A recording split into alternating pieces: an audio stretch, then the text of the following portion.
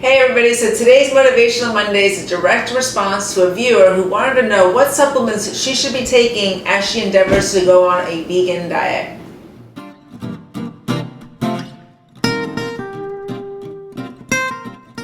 Hey everybody, and welcome to Motivational Monday, where you can learn how simple shifts in your habits can lead to profound results in the way that you feel and in the way that you look. So a few months ago, I released my new website, and in it I asked people to give me feedback. What did they want to hear about? What kind of videos did they want from me to put together for them? And one of them came from a woman who was going to change her diet to a plant-based diet, but was a little bit afraid of what supplements or what nutrients might be depleted in taking on this change over time. So she asked me to please do a video, so this one is particularly for her.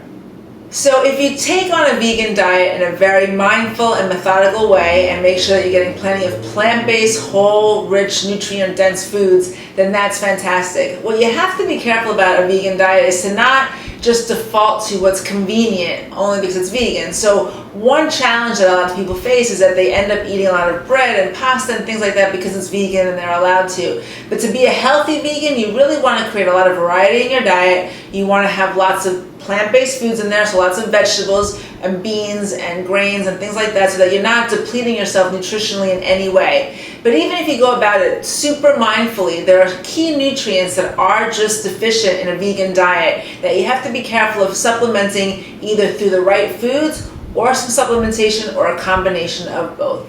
So the first nutrient, which is probably the most popular and well-known nutrient that's deficient in a vegan diet, is B12. And B12 is typically contained in things like eggs and lamb and beef, things that are just not part of the vegan diet.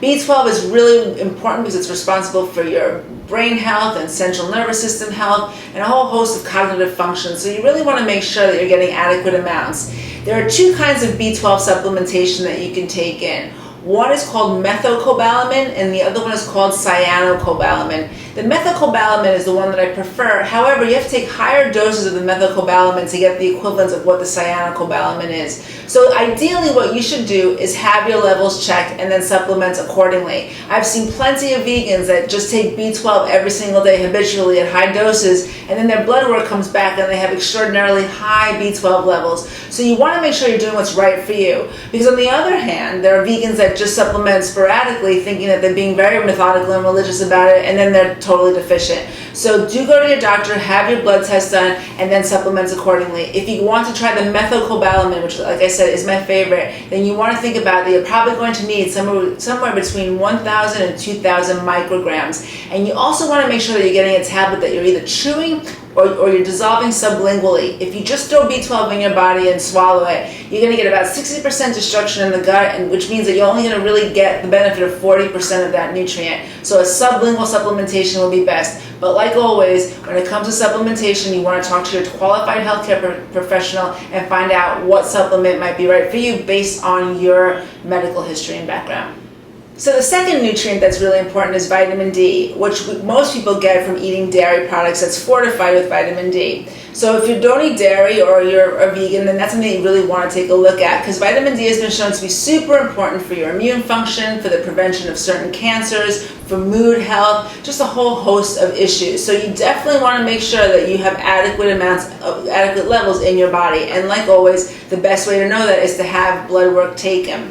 So what do? Go to your doctor, ask them to draw your blood, and then see what the right amount would be for you. In a vegan diet, there's virtually no food that's going to give you vitamin D in your body. The one caveat is if you live in an environment or in a place, in a location that's very sunny and you're outdoors a lot and you don't use sunscreen. In that case, you might have plenty of vitamin D and might not need it at all. However, like I said, get your blood test taken and then find out and supplement accordingly. When it comes to supplements for vitamin D, you want to make sure you get the gel-based liquid gel caps rather than the powder capsules. They're better absorbed. But like always, talk to your healthcare practitioner to find out what's best for you.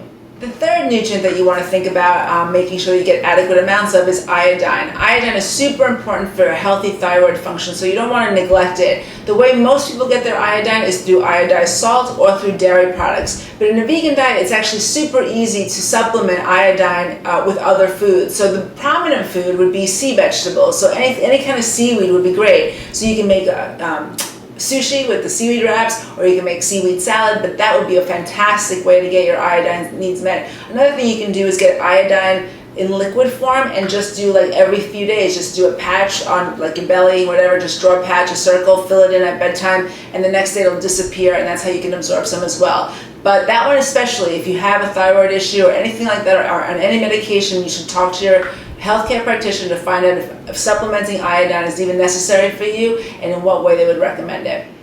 The fourth nutrient that's really important to take a look at is your iron levels. So iron is typically obtained through things like beef and eggs, which are absent in a vegan diet. And iron is really important for healthy red blood cell production, and red blood cells help to carry oxygen around your body. So having iron deficiency can lead to certain anemias that can make you feel very weak and very tired, and also leave you feeling very pale, or looking very pale rather. So the first thing is, again, like always, go to your doctor, have your levels drawn, because you don't want to overdo iron. You don't want to just start supplementing iron because you're a vegan, because you may not need to. And too much iron, in this case, this one supplement, too much of it can be very detrimental to your health. So check out what your levels are, and first see if you can supplement it through your food. The one great way for vegans to supplement iron into their diet, if they need it, is through blackstrap molasses. Just put a little bit of blackstrap molasses in water and drink it, and that has a great absorption rate in the body. You can also eat iron-rich foods like vegetables, dark leafy vegetables, with things like vitamin C. The vitamin C enhances the iron absorption.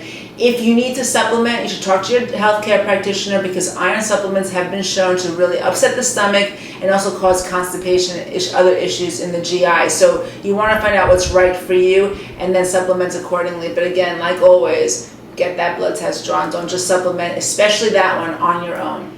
And then lastly, what you want to make sure you're also getting adequate amounts of, which is not that hard in a vegan diet, is calcium, because calcium is necessary for bone health. So again, most people get their calcium levels or their calcium needs met through dairy. Again, I don't eat dairy, so I get taken a lot of leafy greens throughout the day. 1 cup of leafy greens yields about 250 milligrams of calcium, so you want to have plenty of that salads in your diet, have a green juice, like make sure you're getting lots of calcium in your diet to make sure that you're having those needs met to help protect you against osteoporosis. Now, the combination of having vitamin D deficiency and calcium deficiency is very dangerous for your bones. So with vegans, that combo has to be looked at and maintained as best as you can.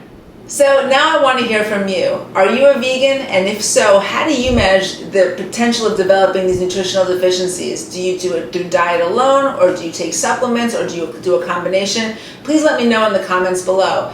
And or if you've ever had a nutritional deficiency because of a vegan diet, how did you go about correcting it? What combination of things worked best for you? If you're watching on YouTube, please click on the link below, which will take you right to the blog, and comment there, because everybody that will read it will benefit from your information. So please do that, because I would love to hear your feedback. So thank you for joining me for another Motivational Monday. And if you like tips like this, then come on over to BarbaraMendezNutrition.com and you can sign up for the mailing list there. Once you do, you will automatically receive an email from me every Monday with either a written or a video blog with some tip or recipe or suggestion to help move you closer to your health goals. You can follow me on Facebook or Twitter, and if you know anybody that would benefit from this information, please pass it along to them. It would be great for you to share. Thanks so much. Have an awesome Monday, and I look forward to seeing you next week.